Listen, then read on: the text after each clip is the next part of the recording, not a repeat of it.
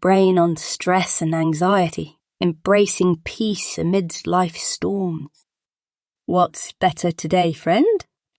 Welcome to Sparks. It's our joy that you have joined us here today. Sparks, my friends, are those glimmers of inspiration that dance upon the edges of our minds. They are the thoughts and ideas that flutter around the realm of faith, neuroscience, and marketplace leadership like fireflies on a summer night. Not yet fully formed, not fully explored, but brimming with potential. Before we get into today's special episode, I want to let you know that there is a video on the story guide page that you really ought to watch. It's John Michael's whiteboard drawing about your brain on stress and anxiety. Your brain on stress and anxiety, embracing peace amidst life's storms.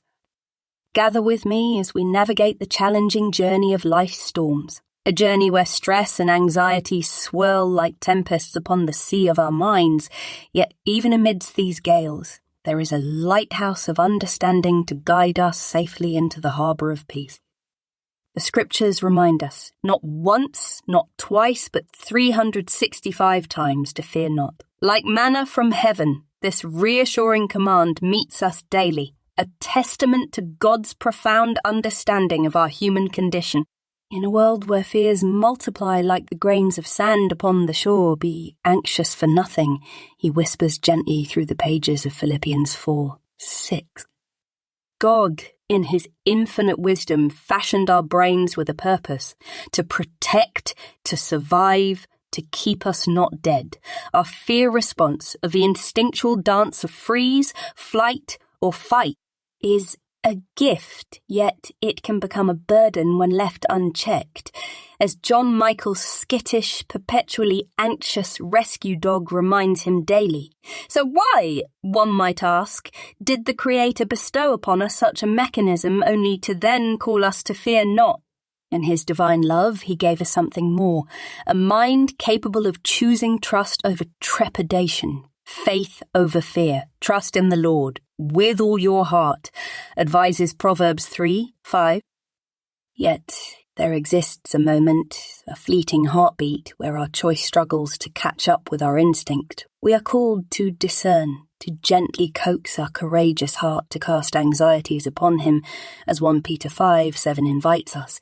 Cast all your anxiety on him because he cares for you.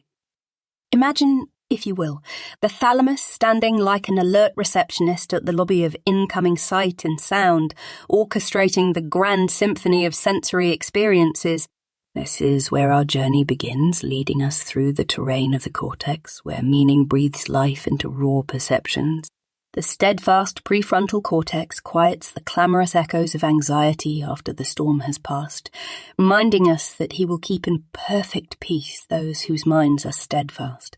As Isaiah 26:3 promises, deep within lies the amygdala, the watchful guardian of our emotions, ever ready to sound the alarm of fear. The colourful tableau of life is painted with emotional hues, each brushstroke crafted by these intricate processes.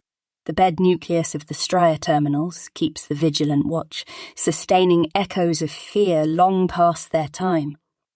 In the whirlwinds of anxiety, the locus coeruleus stirs our hearts to race and our senses to sharpen. Meanwhile, the hippocampus, our keeper of memories, stores both the bitter and the sweet.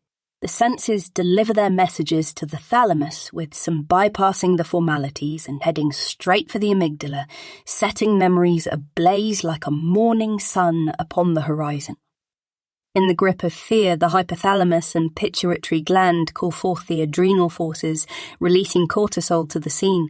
This stress hormone, when unchecked, becomes a thief, stealing the clarity of our memories and leaving behind only fragments. Our journey continues as the sympathetic nervous system takes command, navigating us through turbulent waters. The body readies itself for battle or flight, with adrenaline coursing like a river through its veins. Yet in this storm, remember the gentle words of Psalm 46:10, "Be still and know that I am God." Fear is not the enemy, dear friend. It is a wise guide safeguarding our passage. Anxiety, however, is the shadow without substance, fueled by past echoes and incomplete memory. But take heart, for you are not alone. By understanding this inner dance, we can harness the light of our prefrontal cortex, gently lowering the volume of misplaced fear and ushering in a peace that surpasses understanding, as Philippians 4:7 declares. So take a deep breath, and as you traverse life's tumultuous seas, remember this. Within you is a beacon, a calm centre, a divine presence ready to guide you home through every shadow and storm. For he who calms the storm with a word is with you always, even unto the end of the age. Matthew chapter 28, verse 20. Thank you for joining us here today. We trust that you have learned how you can choose a better path than perpetual fear or anxiety. Join in the conversation. What do you do to be at choice and control your own fears and anxieties? Remember, your comment could help someone enormously. We love to hear from you. Your comments and likes and restacks help us keep on keeping on. Can't wait to hear from you. Thanks for listening to Sparks, a Difference Makers podcast by John Michael. Subscribe for free to receive new episodes and support our work with your likes. Join us at differencemakers.substack.com.